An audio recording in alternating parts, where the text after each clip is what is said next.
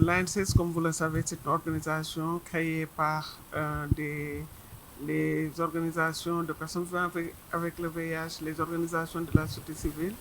Et quand on revient sur ces réalisations, on pourrait dire que c'est des réalisations sur plusieurs axes. Et ce qui est beaucoup plus accentué dans cette offre de service, c'est qu'aujourd'hui, avec les partenaires de l'ANCS, que ce soit les médiateurs de santé, que ce soit des organisations avec qui nous travaillons, ils sont capables de contribuer dans la prise en charge des personnes vivant avec le VIH, avec même certains qui sont sur la dispensation communautaire des ARV et d'autres sont très impliqués dans l'observance du traitement, dans le suivi de l'observance du traitement, mais également la recherche de perte de flux. Et donc, ce que nous sommes en train de faire, c'est que là où les structures sanitaires ne peuvent pas aller, donc que l'ANSES mette à disposition des équipes.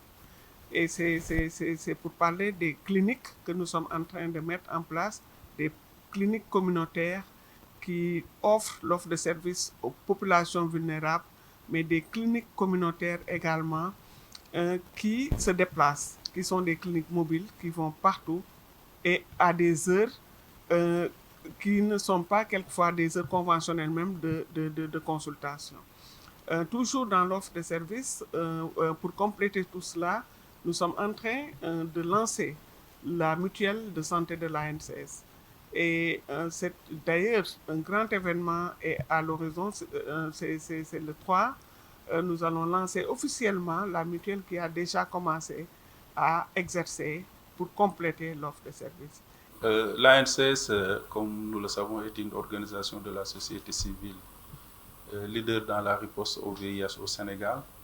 C'est une organisation qui fête aujourd'hui ses 30 ans et qui a su, à travers beaucoup d'interventions et beaucoup d'activités, réaliser des performances importantes et des acquis.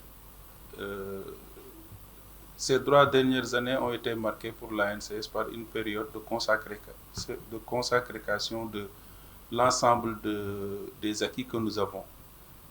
Les acquis, c'est d'abord la dimension de la participation des communautés à la riposte au VIH-Sida, la professionnalisation des acteurs communautaires, notamment des organisations, le renforcement des capacités du système communautaire et la mise en place de cliniques communautaires au niveau des régions du Sénégal pour faire en sorte que l'accès aux services de soins de santé de manière générale, mais particulièrement du VIH, puisse être une réalité et que les populations difficiles d'accès puissent accéder à l'offre de soins.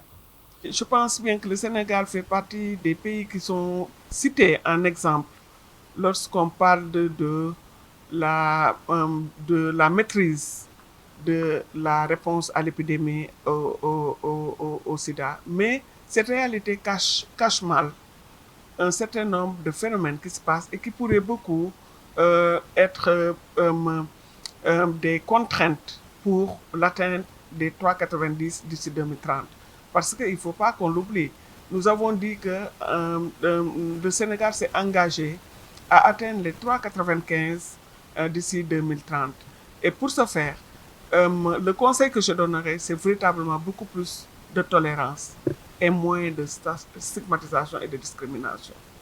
Euh, de notre côté, l'ANCS a beaucoup travaillé avec le CNLS, mais aussi le ministère de la Santé, à la valorisation et la reconnaissance des acteurs communautaires qui aujourd'hui, grâce à leur forte expérience, sont passés de l'étape d'acteurs simples impliqués dans les ripostes à des acteurs professionnels qui ont aujourd'hui acquis des connaissances et des compétences dans le cadre de la riposte au VIH-Sida, mais aussi dans la gestion de tous les autres déterminants de la santé. Et ça, nous avons pu le concrétiser pendant la période de la Covid, où l'ANCS et les acteurs communautaires ont pris les devants et ont travaillé d'arrache-pied au niveau des communautés pour limiter en tout cas la propagation de l'épidémie au niveau des communautés.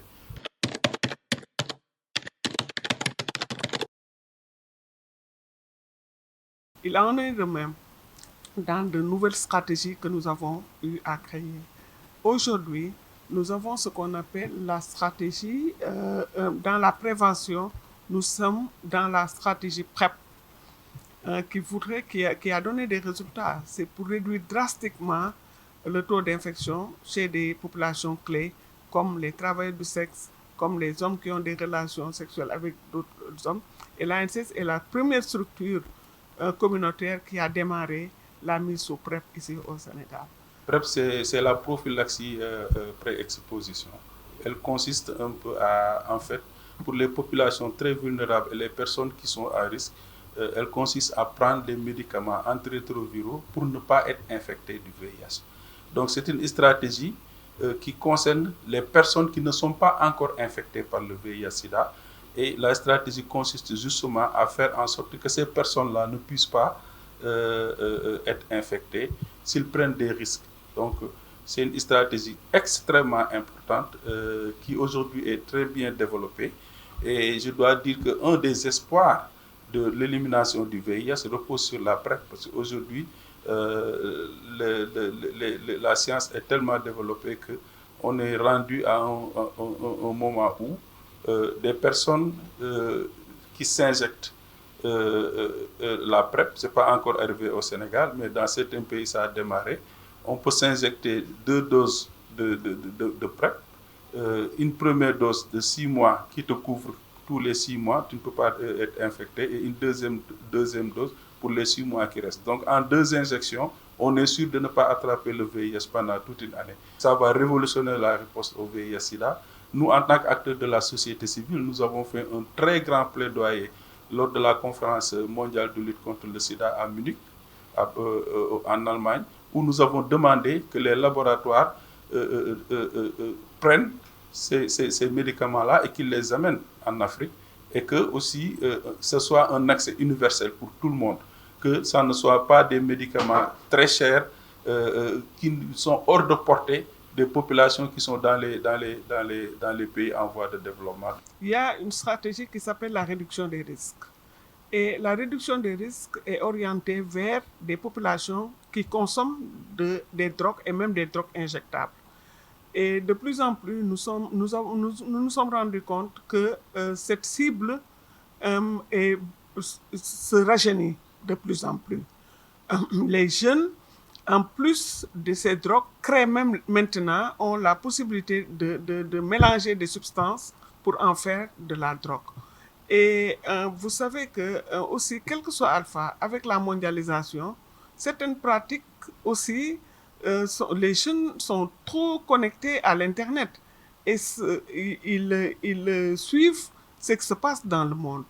Et ce qui se passe dans le monde aujourd'hui, il y a un phénomène qu'on appelle le chemsex, qui est une pratique où les jeunes se rassemblent entre eux, prennent leur appartement pendant 72 heures, minimum 48 heures, s'adonnent à la drogue et le sexe.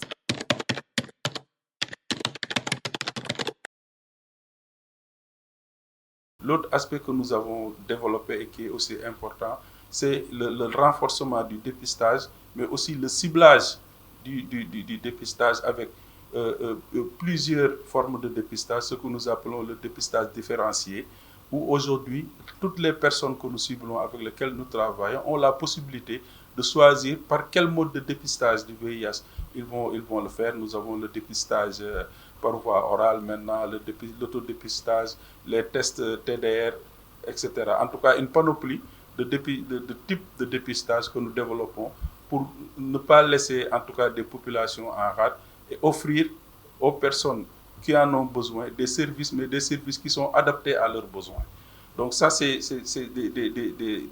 des interventions très fortes, consolidées, qui sont aujourd'hui des acquis au Sénégal et sur lesquels nous pouvons bâtir pour atteindre l'objectif de l'élimination du VIH d'ici 2030.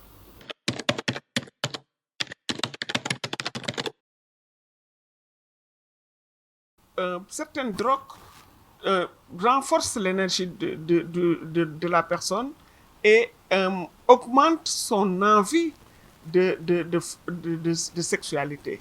Et il y a une diversité également de partenaires qui est devant eux, et donc tous les facteurs de contamination sont présents. Et donc, ça a un lien direct entre drogue, sexe et VIH-Sida. Et en plus du VIH, même le problème de l'hépatite également. Donc, c'est deux maladies qui commencent à ressurgir chez les jeunes. Et malheureusement, les jeunes, aujourd'hui, c'est des jeunes qui sont pratiquement vierges en termes de sensibilisation.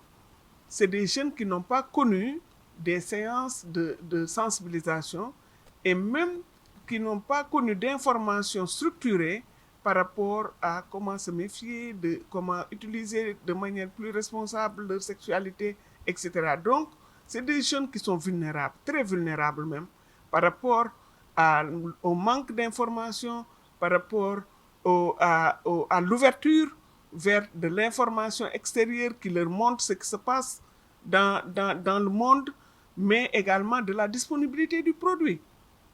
Que le Sénégal, on a comment dirais-je, mentionné au port ou dans des véhicules une quantité importante de drogue, mais tout le monde se posait la question de savoir en disant que le Sénégal est un pays de passage de la drogue, mais aujourd'hui, on sait très bien que également le Sénégal est devenu un pays de consommation, surtout chez les jeunes. Donc, c'est un phénomène qui est réel. Et aujourd'hui, à l'ANCS, nous sommes en train de travailler sur ça. Parce que nous nous sommes rendus compte également que les outils qu'on utilisait, les outils qui utilisaient pour informer, ne sont plus adaptés. Ne sont plus adaptés. Il faudrait essayer de comprendre le langage des jeunes pour avoir des outils adaptés à ce langage des jeunes-là. Donc, les jeunes sont pratiquement doués par rapport à l'utilisation de l'Internet, par rapport à l'utilisation des nouvelles technologies de l'information.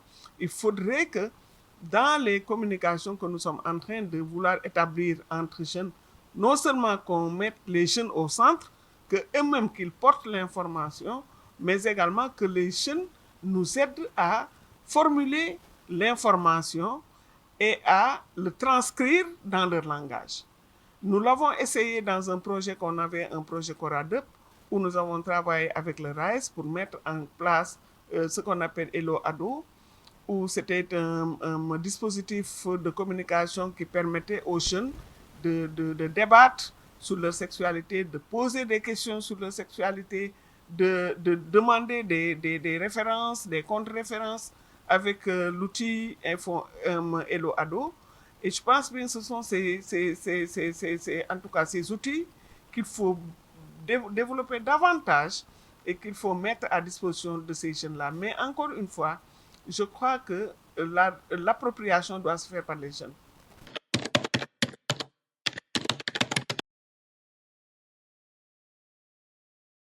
Vous savez, le Sénégal, nous sommes dans un contexte d'épidémie concentrée. Qui dit épidémie concentrée dit que l'épidémie est très faible dans la population générale. 0,3 ou 3, on parle même de 2% maintenant, dans la population générale. Cela veut dire que pour avoir une personne vivant avec le VIH, vous êtes obligé, enfin, vous allez dépister plus de 100 à 200 personnes. Vous voyez un peu ? Et il y a la question des moyens aussi et la question de l'efficience. Donc, au lieu de faire 200 tests pour avoir potentiellement une personne dépistée, la stratégie consiste maintenant à aller vers les personnes les plus vulnérables pour leur offrir le service de dépistage. Ce qui fait que si, par exemple, on fait un dépistage dans un groupe de personnes à très haut risque, on a la possibilité de détecter 3, 4, 5 personnes qui vivent avec le VIH. Mais si c'est dans la population générale, on peut dépister 200 personnes sans pour autant avoir une seule personne qui vit avec le VIH. Mais l'un dans l'autre, nous, ce que nous préconisons, c'est en fait la prévention combinée. Parce que le dépistage est la porte d'entrée aussi pour la prévention. Et nous continuons à réaliser des campagnes de dépistage. Actuellement, à l'heure où je vous parle, nous avons 2 équipes sur le terrain, sur des zones extrêmement difficiles, les îles qui sont autour de Ziguinchor, mais aussi les îles du Saloum, pour amener le service de dépistage volontaire à toutes les personnes qui en ont besoin. Donc il faut je pense, pour être sûr de l'élimination, combiner ces deux stratégies-là. Le dépistage ciblé, mais aussi le dépistage précoce et volontaire au niveau de la population générale pour ne laisser personne en rate et dépister tout le monde.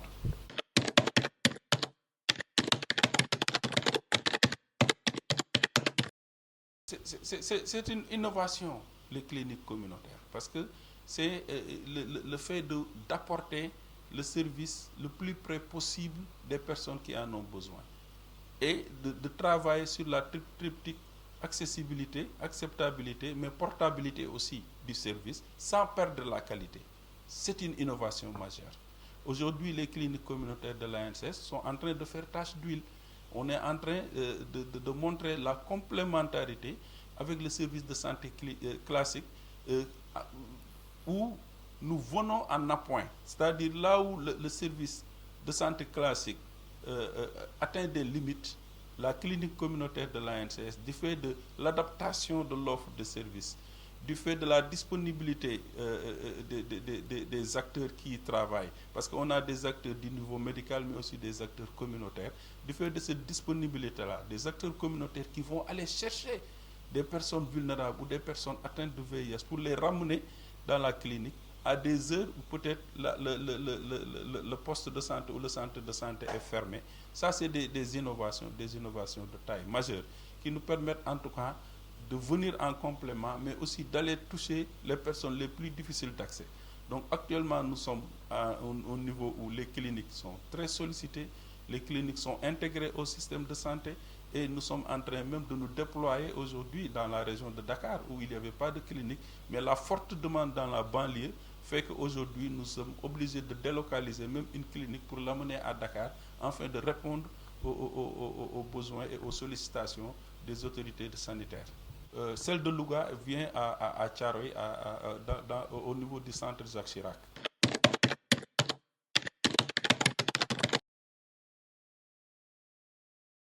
Lorsqu'on parle de succès de toutes ces organisations que l'ANSS a pu maintenir dans la réponse pour que ce soit dans le domaine de la prévention ou dans le domaine de l'offre de services, que le Sénégal reste, la mobilisation communautaire reste une réalité.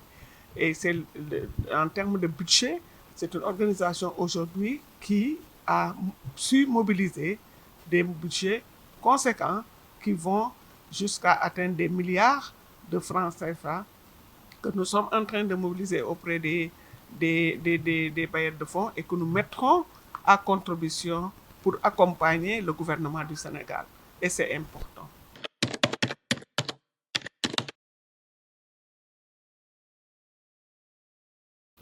D'abord, il faut noter que de manière générale, ces 10 dernières années, les régions du sud du Sénégal ont été toujours des régions dont le taux de prévalence dépasse la moyenne nationale.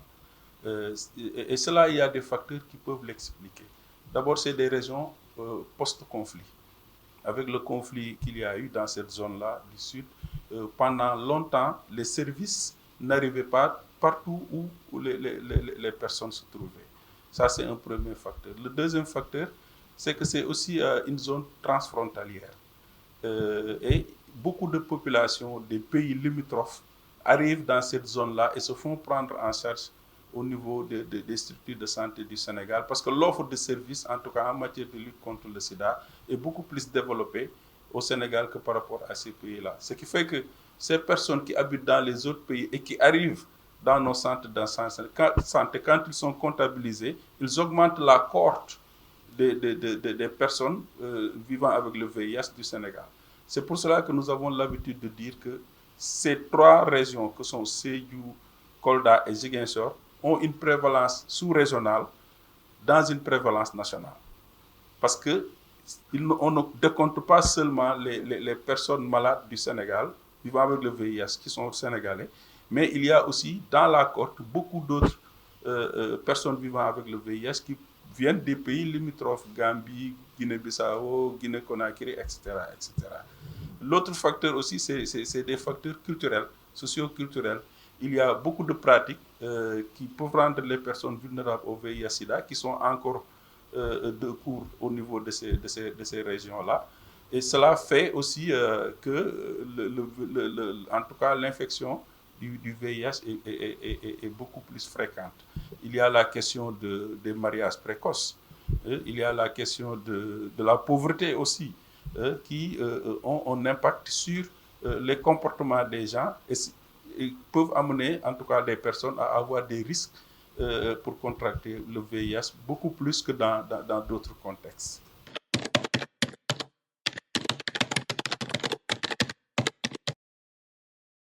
Pour la faiblesse de la prise en charge pédiatrique, je pense que c'est un phénomène national et même régional. Dans presque tous les pays de l'Afrique de l'Ouest, en tout cas, nous avons, quand on analyse la cascade des soins de ces pays-là, on voit nettement que le traitement, en tout cas, des enfants pose problème. Parce que dans les cascades avec les adultes, on atteint 90, pratiquement 95%.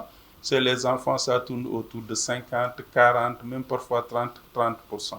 C'est un problème. Et ce chiffre, ce que ça signifie que les adultes vont au traitement, mais n'amènent pas leurs enfants.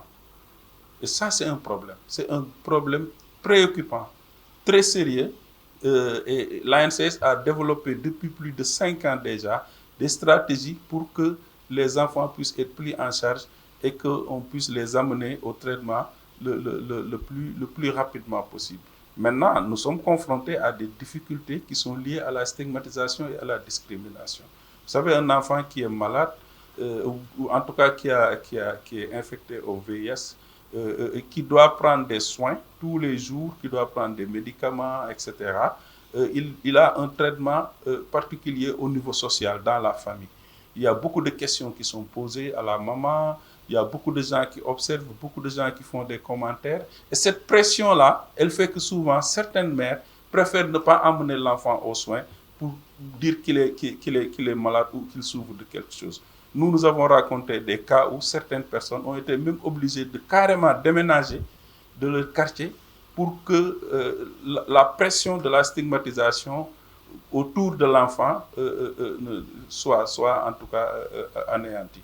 Mais l'un dans l'autre, ce qu'il faudrait faire, je pense qu'au niveau du Sénégal, avec la PTME, on a la possibilité, dès l'instant qu'on est en contact avec une femme enceinte, de faire le travail nécessaire. Si elle est séropositive, de l'encadrer de telle sorte que si l'enfant naît, on peut faire les tests pour voir si l'enfant est infecté ou non. Et si l'enfant est infecté, il y a des mesures idoines qui doivent être prises pour que son traitement puisse continuer et que l'enfant soit mis au traitement le plus rapidement possible. Et l'ANCS, avec la stratégie des médiateurs et la stratégie des Mosementors, a déjà commencé ce travail-là sur le terrain qui consiste à encadrer les femmes enceintes, à les amener le plus rapidement possible.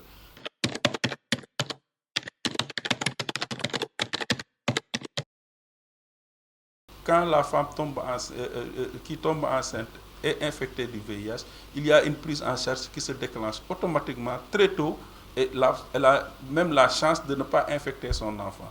Mais par malheur, si ça arrive, il y a des dispositions qui sont prises au niveau communautaire avec les Badjanogor, les Mosementors et les médiateurs communautaires pour encadrer cette famille-là à ce que l'enfant puisse accéder au traitement et y rester. Parce que c'est ça aussi le défi. Donc des stratégies nouvelles aussi sont en cours avec le CNLS, avec la division de lutte contre le sida, pour véritablement, en tout cas, relever le défi au niveau du Sénégal et faire en sorte que le traitement des enfants soit au même niveau que le traitement des adultes.